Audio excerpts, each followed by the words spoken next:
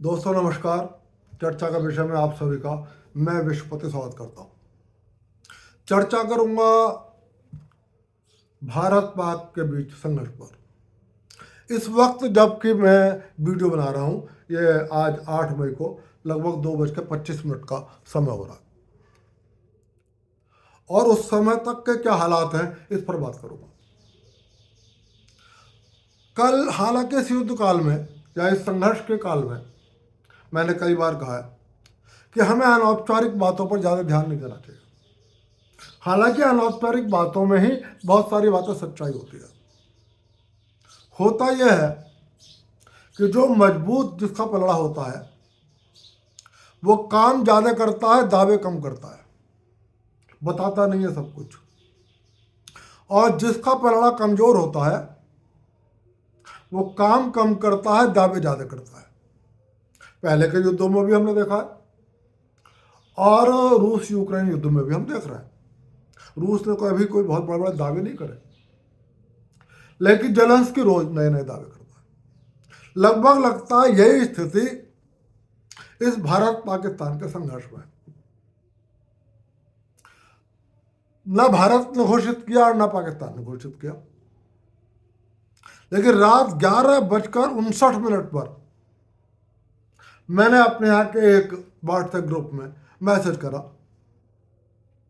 कि संभवतः सियालकोट में जबरदस्त तरीके से हमला हुआ है। कई मित्रों ने कहा कि कहीं कुछ खबर नहीं है। दरअसल मैंने भी एक ऐसे यूजर के हवाले से ये बात लिखी कि जिस दिन ऑपरेशन सिंदूर हुआ था तो कुछ घड़ियों में 2-4 मिनट का फर्क होता है। भारत की सेना ने कहा कि 1:35 को तो संघर्ष शुरू किया, उसकी घड़ी में 1:31 हो रहा होगा और उसने 1:32 पर यह लिख दिया था कि भारत ने ऑपरेशन सिंदूर शुरू कर दिया। तो उसने सूचना दी कि भाई पाकिस्तान में जबरदस्त हमला हुआ और सियालकोट और गुजरावाला सहित कई स्थानों पर भारत के ड्रोन्स दीपावली मना रहे। देखते ही देखते सोशल मीडिया पर वीडियो आने लगे। सियालकोट में अफरा तफरी मची हुई थी, लोग चीख रहे थे, चिल्ला रहे थे, सड़कों पर बदहवास भाग रहे थे, सायरन बज रहे थे, जिसको जैसे मिल रहा था भाग रहे थे, गाड़ियों में बैठ कर भाग रहे थे, क्योंकि भारत की सेना ने जो ड्रोन्स भेजे थे वो दीपावली मना रहे थे। अब आश्चर्य इसलिए था कि भाई दीपावली अक्टूबर या नवंबर में मनाई जाती है भारत में। अब आगे भारत की सेना का मन था कि मई में इस बार दीपावली मना लेते हैं, जब शायद देश भर सो रहा था। सियालकोट सहित कई स्थानों पर भारत की सेना ने अपने ड्रोन से बड़ी बमबारी शुरू कर दी। हालांकि अभी तक भारत ने इस बात की पुष्टि नहीं करी है,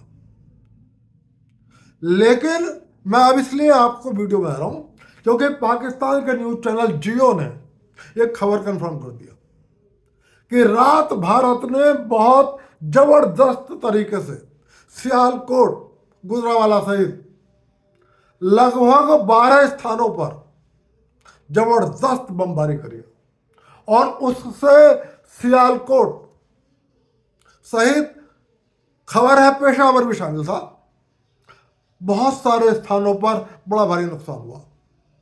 लेकिन फिर कह रहा हूं, भारत ने इस खबर की कोई पुष्टि नहीं करी है। पाकिस्तान की सेना को शायद ये उम्मीद नहीं थी कि आज रात को फिर भारत की सेना दीपावली मनाएगी। पाकिस्तान का सबसे बड़ा आतंकवादी आसिम मुनीर अपने घर पर सो रहा था, जाके उसको उठाया गया कि उठो उठो, भारत के ड्रोन दीपावली मना रहे हैं सियालकोट में। बेचारा जैसे तैसे कपड़े पहन के सीधे आर्मी मुख्यालय पहुंचा। तमाम सेनाओं के अध्यक्षों से उसने बात करी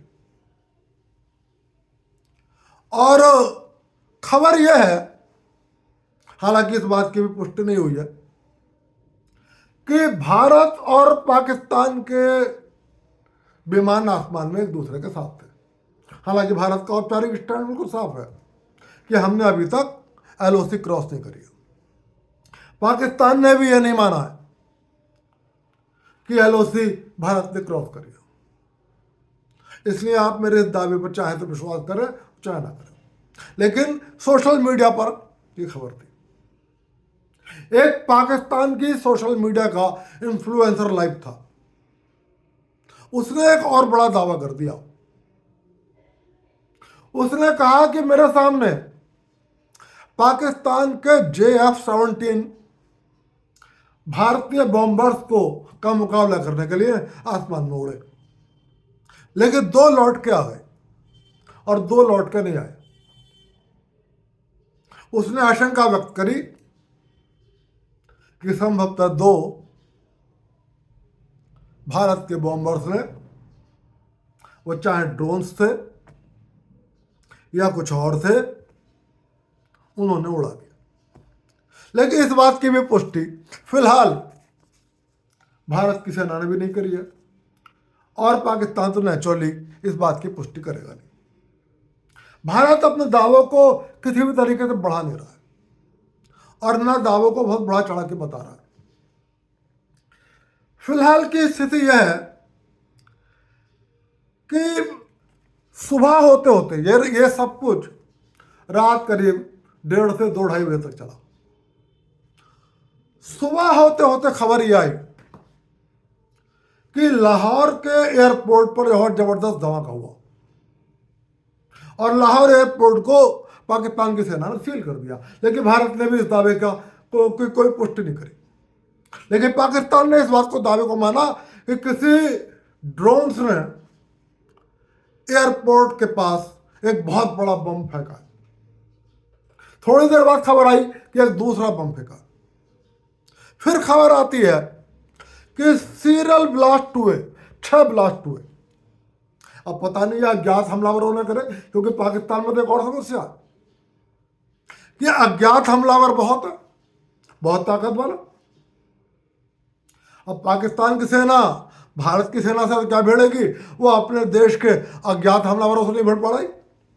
लेकिन पाकिस्तान की सेना ने यह मान लिया, पाकिस्तान की सरकार ने यह मान लिया कि लाहौर में 6 सीरियल ब्लास्ट हुए और यह कैंटोनमेंट एरिया था। पाकिस्तान के एयरपोर्ट को आनन फानन में बंद कर दिया गया। बताया जाता है जहां ब्लास्ट हुए उससे 9 किलोमीटर दूर हाफिज सईद का घर था। भारत सरकार ने इसका भी ये नहीं कहा कि हमने यह हमला करा। लेकिन खबरें यही नहीं रुकी। थोड़ी देर बाद कराची से खबर आ गई कि कराची में बहुत बड़ा ब्लास्ट हुआ है और कराची के मनीर इलाके में यह ब्लास्ट हुआ है। यह खबर अभी फैली भी नहीं थी। ये खबर आई कराची में बहुत कई जगह ब्लास्ट हुए। भारत ने इस बात को भी औपचारिक रूप से पुष्टि नहीं करी। अब पाकिस्तान बड़ा परेशान है कि भारत पर आरोप लगाए या अपने अज्ञात हमलावरों पर आरोप लगाए। लेकिन यह मान रहा है पाकिस्तान कि कराची के मनीर इलाके सहित कई महत्वपूर्ण इलाकों पर विस्फोट हुए और लाहौर के कई महत्वपूर्ण इलाकों में विस्फोट हुए और पाकिस्तान ने अपने कई एयरपोर्ट्स को बंद कर दिया। हालांकि कई एयरपोर्ट्स को भारत ने भी बंद करा है, ये कोई बहुत बड़ी बात नहीं है। फिलहाल अब जिस वक्त मैं वीडियो बना रहा हूं उस वक्त की जो सबसे बड़ी खबर है वो मैं आपको बता दूं। आपको ध्यान होगा पाकिस्तान के भारत के IC-814 विमान का अपहरण हुआ था और उस विमान को अपहरण किया था अब्दुल रऊफ अजहर ने। और इस अब्दुल रऊफ अजहर ने सिर्फ विमान का अपहरण नहीं किया था।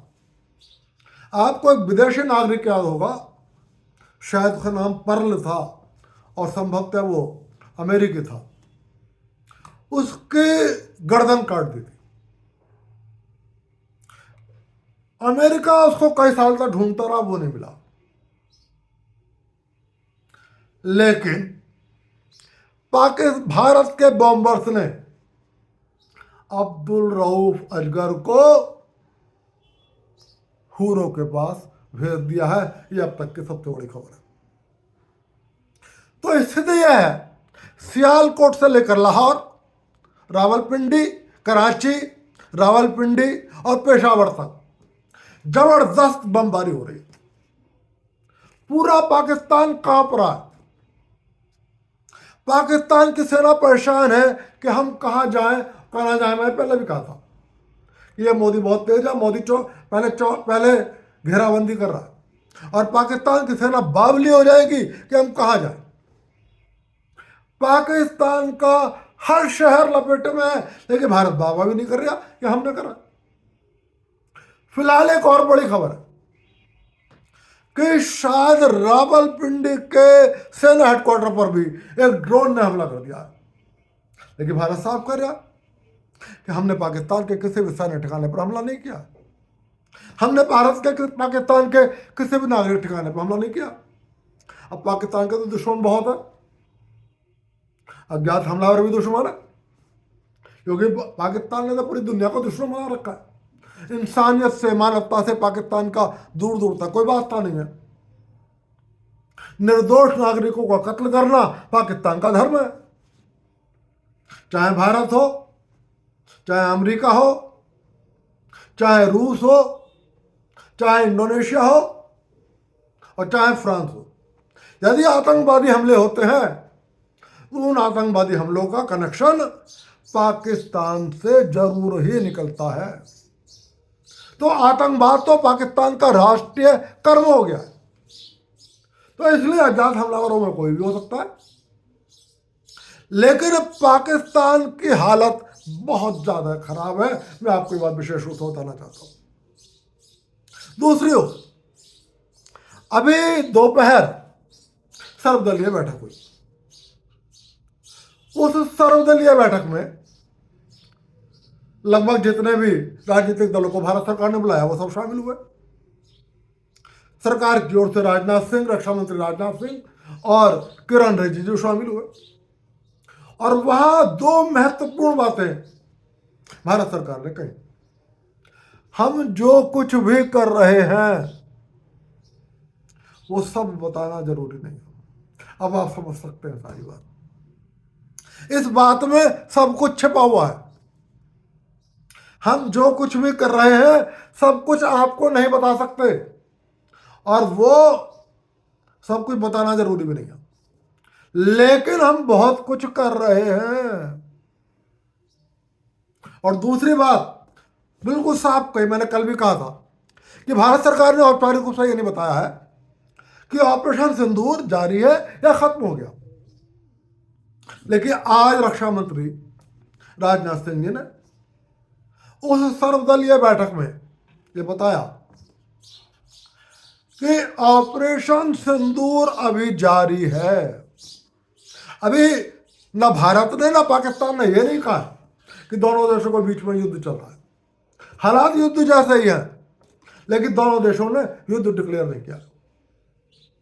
भारत ने भी कहा कि हमने कोई पाकिस्तान से युद्ध नहीं कर रहे, हम सिर्फ ऑपरेशन सिंदूर कर रहे हैं, जिसका मकसद पहलगाम में जिन हिंदू बहनों का सुहाग उजड़ा है, पहलगाम में जिन हिंदू बहनों का के माथे का की मांग का आपने सिंदूर छीना है, उन छीनने वालों को चुन चुन कर मारना है। वो चाहे पाकिस्तान के कराची में छुपे हो, चाहे पेशावर में छिपे हो, चाहे लाहौर में छिपे हो और चाहे सियालकोट, गुजरावाला या रावलपिंडी में छुपे हो, और भारत वही कर रहा है फिलहाल। अंतर्राष्ट्रीय स्तर पर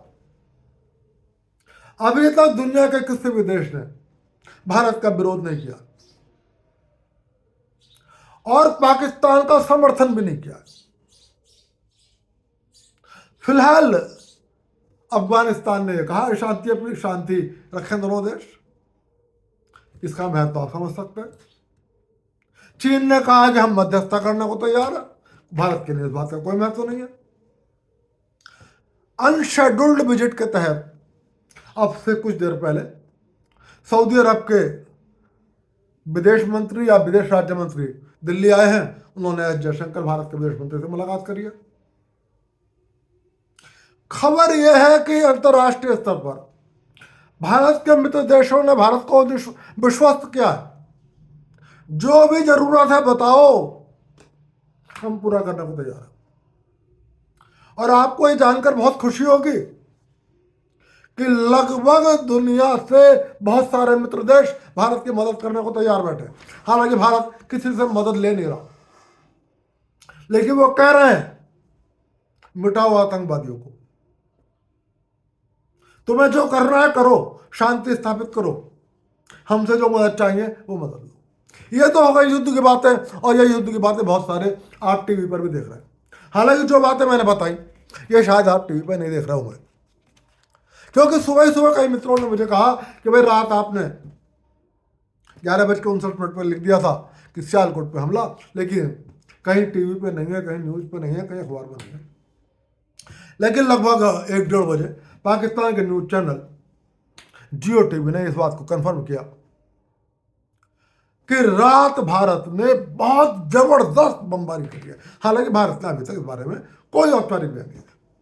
रक्षा मंत्री ने सर्वदलीय बैठक में यह भी कहा कि सेनाएं भी फिलहाल औपचारिक रूप से बहुत कुछ नहीं कराएंगी, हमने उनसे मना कर दिया। खैर ये अच्छा भी है, ज़्यादा बात करना, ज़्यादा बोलना जरूरी नहीं है। तो सबसे पहले मैं देशवासियों को यह आश्वस्त करना चाहता हूं, किसी तरीके के अफवाहों में न फंसे। भारत की सेना आपकी उम्मीदों से ज्यादा पाकिस्तान को जवाब दे रही है,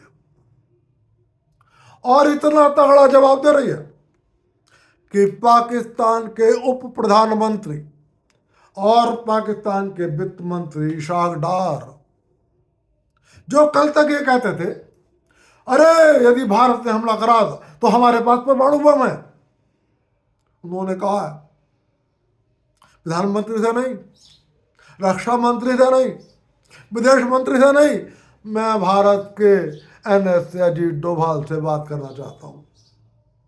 फिलहाल भारत ने इस पर कोई प्रतिक्रिया नहीं दी। तो जो पाकिस्तान कल तक परमाणु बम की धमकी दे रहा था, वो पैरों में गिरता हुआ दिखाई दे रहा है।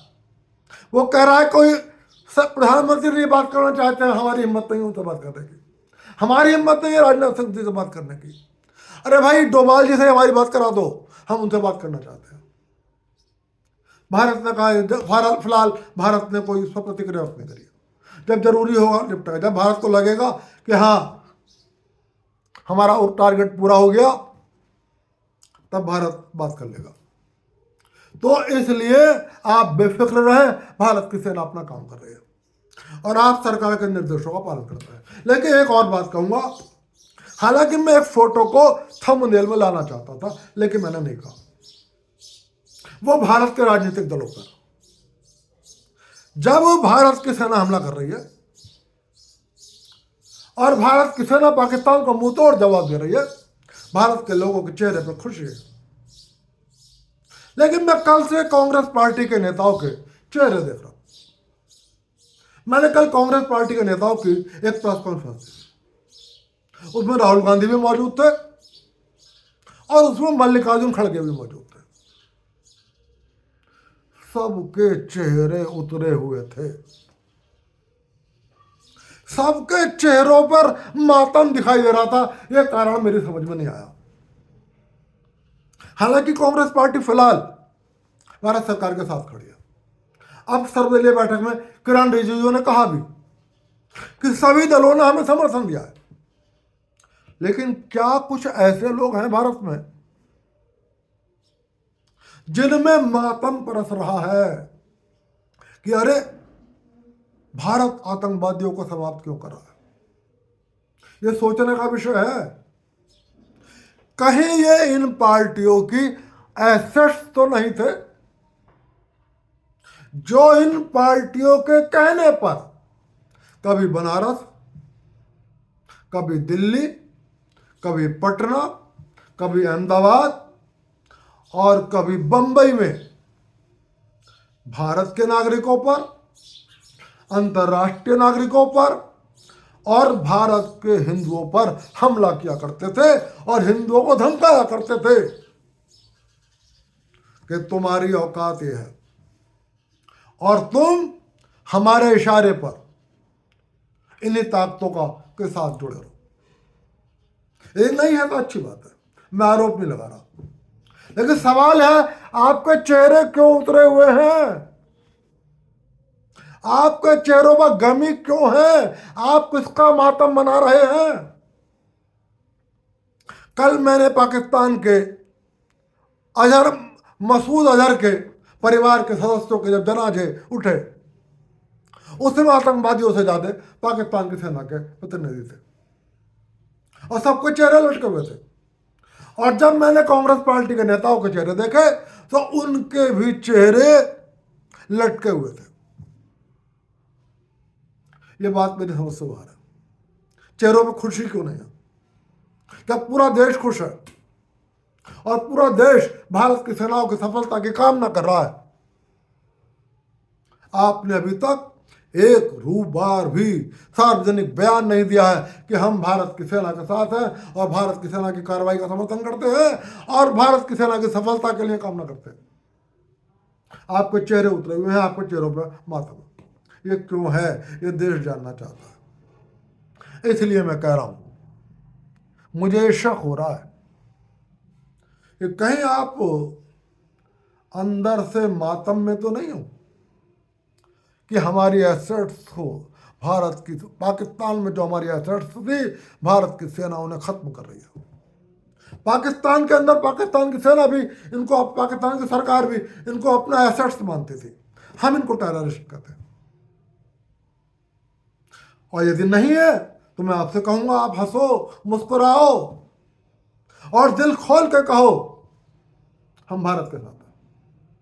आपको प्रश्न किस लिए भी जाता है? कल सुबह ही, मैंने कल भी कहा था, आपके एक मुस्लिम नेता ने भारत की सेना की कार्रवाई पर तंज कस दिया था। आपके एक और मुस्लिम सांसद ने आपत्तिजनक बयान दिया है और आपने अभी तक किसी के खिलाफ कार्रवाई नहीं करी है। अजय राय ने भी आपत्तिजनक बयान दिया था। आपके जीजाजी रॉबर्ट वाड्रा ने भी आपत्तिजनक बयान दिया था। आपने आपत्तिजनक बयान देने वाले अपने किसी नेता को टोका भी नहीं है कि आप इस तरह की कार्रवाई मत करो। और अब आपके चेहरे उतरे हुए हैं, आपके चेहरों पर उदासी है, आपके चेहरों पर मातम है। तो कहीं ऐसा तो नहीं है कि जिनको भारत की सेना मार रही है ये आपके भी एसेट्स से?